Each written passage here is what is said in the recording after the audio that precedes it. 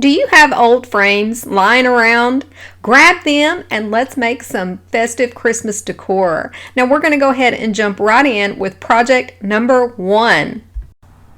Oh my, you all, this one is, I love this. Okay, as we start out with this little heavy metal frame, and we're not going to do anything to it because I love the color. It works perfect for this piece. I did cut down a piece of this Tim Holtz Christmas release this year cardstock, and I'm using 3-in-1 or Fabri-Tac glue to attach it to the backing board. We're not going to be putting the glass back in here, so once we get this attached, we're just going to add it back to the frame. That way I can see how the frame looks around this while I'm placing my parts down. I went through my junk parts and pieces and found these 3 circles. So we're going to put these together to look like, of course, a snowman. Now this white one in the middle, if you look at it, you'll see it's very dingy, but the photos make it look bright because I know someone's going to say, oh, that white piece in the middle just looks, it doesn't look right. But that's just in the photo. In real life, it's very dingy and scratched up. I'm taking this E6000 and putting it underneath and then on the edges of the metal. That way when they make contact with each other and this dries overnight, it'll dry perfectly and won't move. I'm not using any hot glue for immediate hold because I'll need to move these pieces around as I add other things. So this glue doesn't dry immediately. You can still work with it. That's why I'm not using anything that immediately sticks, because you'll see I need to adjust the height. I go ahead and add that or change the circle at the top, not change it, but I move it down, things like that. All right, I just added this cute little coat check or little number from my metal stash. I think that's a Tim Holtz piece. I use this little pin nib as the rim of my snowman's hat. And now I'm using these clock arms. Don't forget to save those if you take clocks apart because they make great little pieces. And I use 2 different ones for that. He's starting to come together. Oh gosh, he's so cute. Okay, and then I take some of my little dangle snowflakes, add those, this little metal wreath. This came from Tim Holtz Metals or Findings. You can paint all this stuff if you want, but I thought they looked perfect with this frame. And then I added this little December 25th or 24th to cover that hole in the middle and kind of look like a button. This was so fun and easy to make, and this would make a great gift. Let me know what you all think about this one. Project number 2, this project is not going to look anything like we start out with it, so hang in there. I had a ball making these. We are going to start out with this white frame that I paid $2 for. I'm taking the glass out and the backing. We're not going to need that glass. I'm going to remove these stickers on the back. I always remove any manufacturer stickers or price tags. I'm going to grab this Christmas card that didn't get used last year. I'm going to cut the front off of it. Isn't this beautiful? I thought this would make such a gorgeous background for this project. Now I'm just showing you Fabri-Tac and my favorite Recollections glue stick that you can use either one of these or just whatever glue you have. I like the Fabri-Tac because it dries and it doesn't wrinkle your paper. Well, it dries fast. I go ahead and stick this back in the frame, although I should have waited because I'm getting ready to use some Antique and Glaze by Fusion just to kind of give this a little bit of a warm tone on this frame. I'm just using a wet baby wipe so it doesn't get too heavy because really I just want to focus on getting this down in the crevices and just a little bit of a warm tone, not much. The wet wipe will help keep it in check. I grabbed my Prima Moss Wax. I want to put some green on this, but not too much. And I really end up toning it back a little bit with some gold Rub and Buff because although I wanted some hints, I didn't want it too bright. This is going to serve as a background for what we're getting ready to do next. And the fun part's coming up. Oh my goodness. Okay, I know I'm getting a little excited here. For this next part, you're going to want to grab a bottle brush tree and we're going to cut the whole back side of this off as flat as we can get it. Once we get that done, then we're going to use my 10 snips and we're going to cut off the back half of the wood base as well, because we want this to lie flat, and in order to do that, we've got to get rid of that back half. Then I take my sander and smooth that out, getting it even more flat. But before we do anything, we're going to add some little colorful foam balls on here to give it even more of a festive look. Now, I got these from Temu and they are gorgeous and easy to work with. I just used hot glue and they worked out perfect. All right, so what I'm going to do is place down this tree on this corner to start out the whole process of this frame. I'm using some E6000 just to lay down as a base because I'm going to use hot glue as well, focusing on mainly the wood and then the silver part of the tree as not to burn my greenery. And this will just give it an immediate hold, and then the E6000 will keep it on there permanently. Now this is where you can really have fun and customize this to how you want it. I added this little Santa suit top in the corner, and I'm kind of going to build off of that between it and my Christmas tree. I also added a Merry Christmas sign over the writing on that card, and I added a 3D wreath you can see on the door. And I'm just adding some buttons that I've sewn, or not sewn, but added just some red and white striped twine to, a little bead, and that is a little gingerbread thing, and it was a little heavy, so I added not only hot glue but some E6000 to it. Anything heavy, I did add a little E6000, and I just build it up until I think it's finished with these little pieces. Absolutely have fun with this. Go all out. Choose the colors you want. Anything you have in your stash, add it. You'll have so much fun. And you can gift this, or you can just sit it up for decor during Christmas for years to come. The last piece I'm going to put on here after we finish with this is I'm going to use a piece of this ribbon that was given to me by one of my customers from my vendor booth. I've just slid a bell in the center, and I'm going to add E6000 and hot glue, and then tack some of those curly cues kind of all around and draping going down the side of the frame. I love how this turned out, and I hope this gave you some inspiration on what to do with those old frames to make them look your own. Project number 3. Oh, I love this one so much because we're going to be using some vintage wrapping paper. And look at this. This still has the wrapping on it. It was 99 cents. Definitely vintage. It has a painting inside, but it's not signed and not anything extravagant. So we're going to paint over that white and use that as a background. I go ahead and pop off this sort of chipboard piece that's holding the backing in, or well, that is the backing, and we go ahead and paint the frame white too. I know, I really thought I was going to paint this a color, but you'll see why I painted white coming up. Now I left some ASMR for those crinkle paper lovers.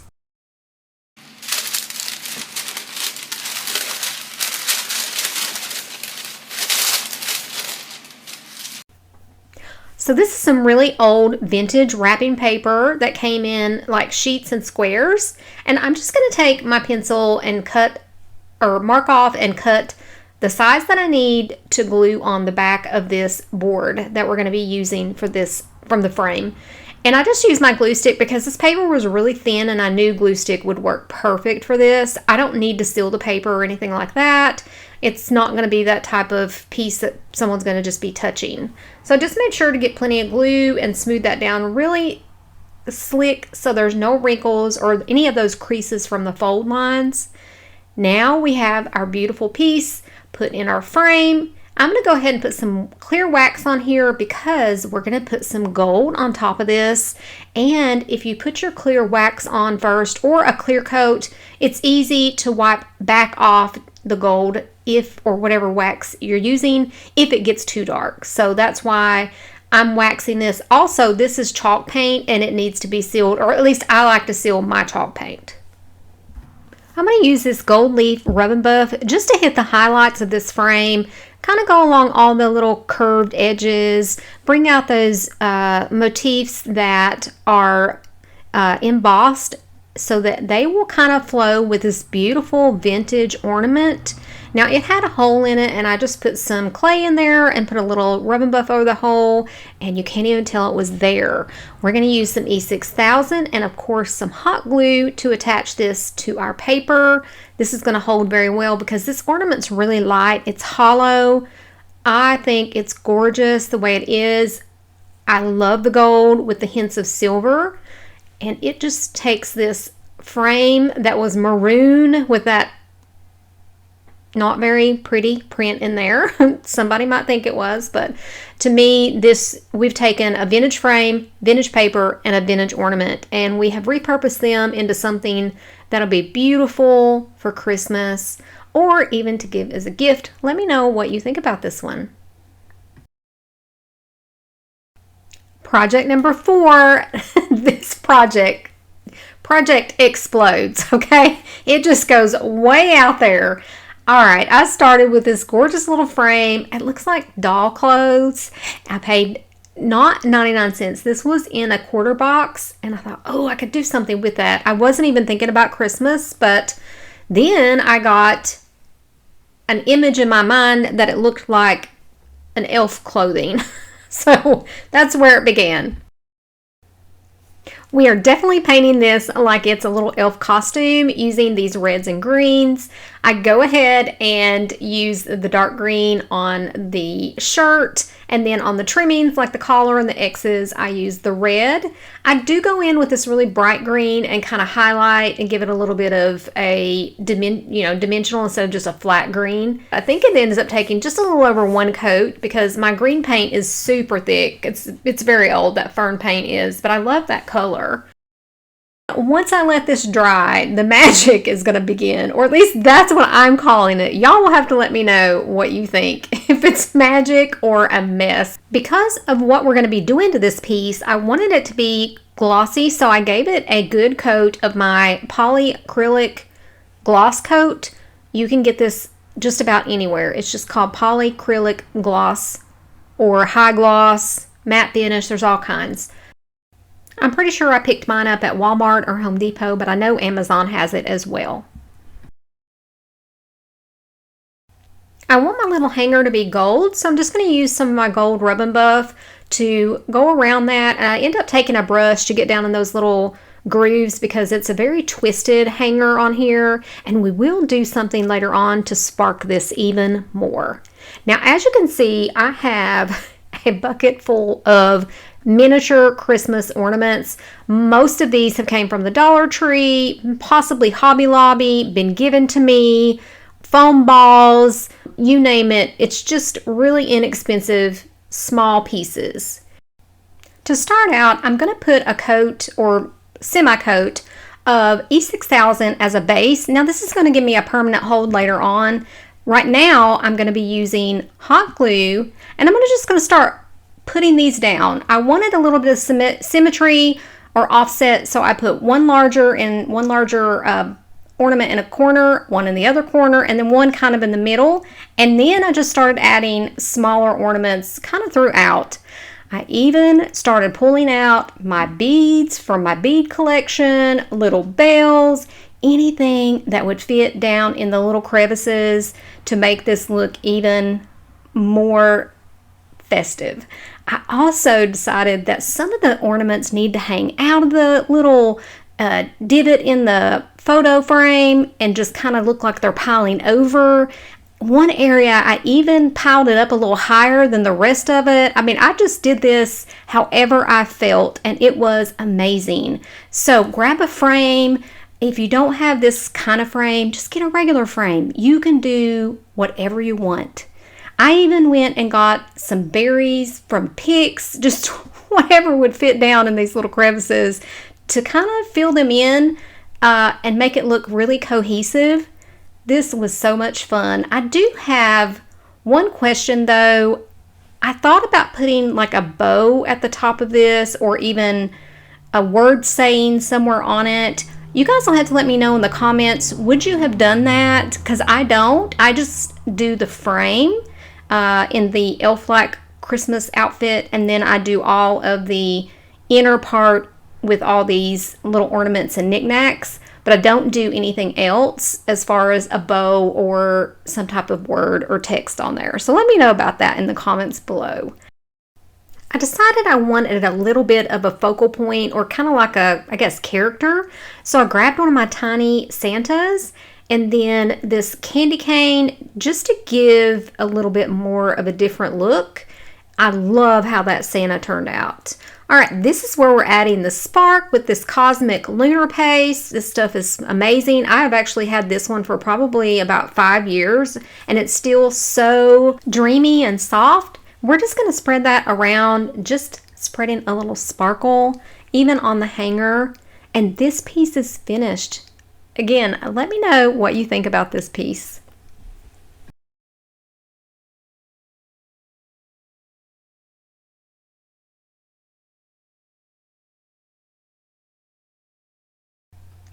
Project number 5. I pick up these cheap blanks from Hobby Lobby when they are marked down to $1.99. You can do so many things with these, and you're not going to find anything like this at a thrift store for any cheaper. I bet I picked up 10 because some of them were $1.25. We're going to use this one and transform it into something that looks nothing like this watercolor background on here.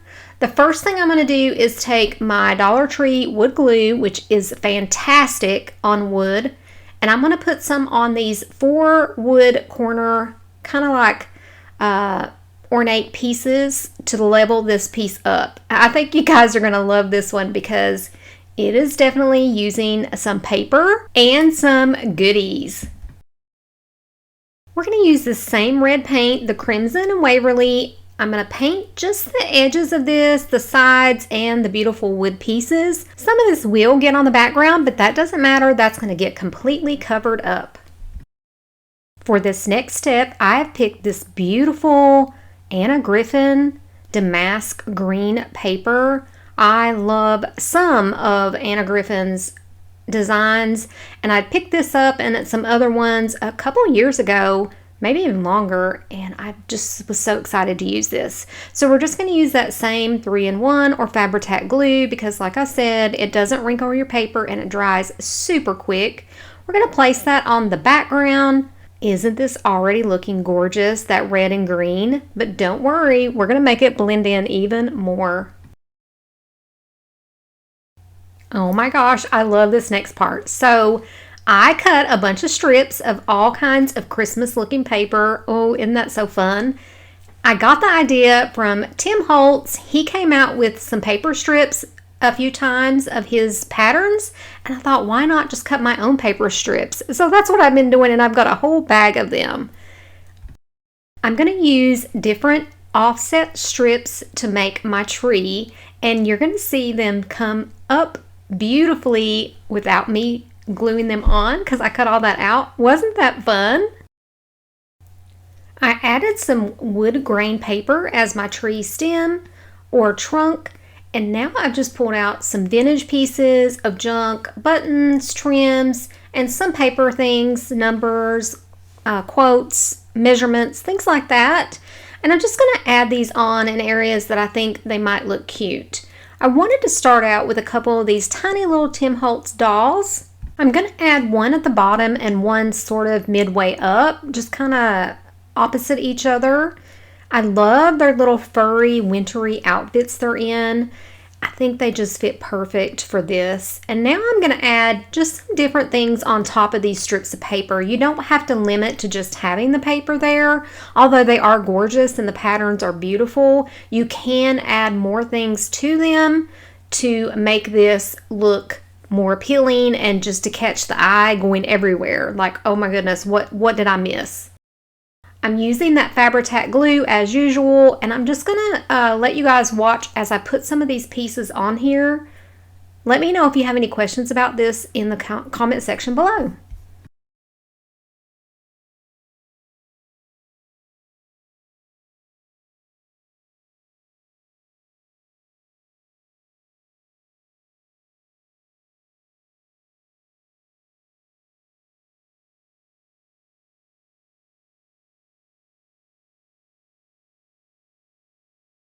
want to say hello to everyone. Thank you so much for all the comments, likes, and new subscribers I got from my last video.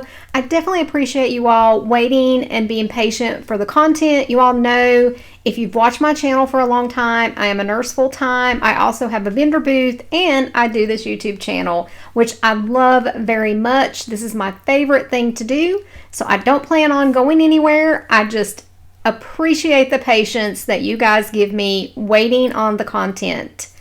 All right, what we're gonna do now that we've finished all that paper and those little buttons and things, I love this type of project. I'm gonna use this metallic marker. My son's girlfriend was here watching me doing this, and we were just chatting, and she said the gold should kind of match that metallic in that piece of trim that I used. I think that was off of a card. It's right by the little girl, and it's red and gold, kind of like filigree or a very intricate pattern.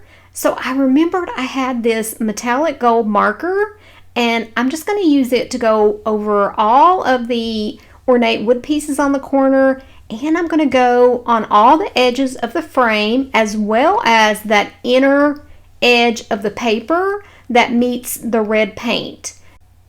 Now I'm going to take some of my Tim Holtz crayons, distress crayons. I'm just going to mark on a piece of paper. These are metallic, and I think I have some that are not metallic. I just grabbed my reds and greens. I'm going to mark these down and then use my water pen to color in the little girl, the white furry, her hat and her little muff that her hands are in, and then the little hat on the dark coated girl. I'm going to color it red.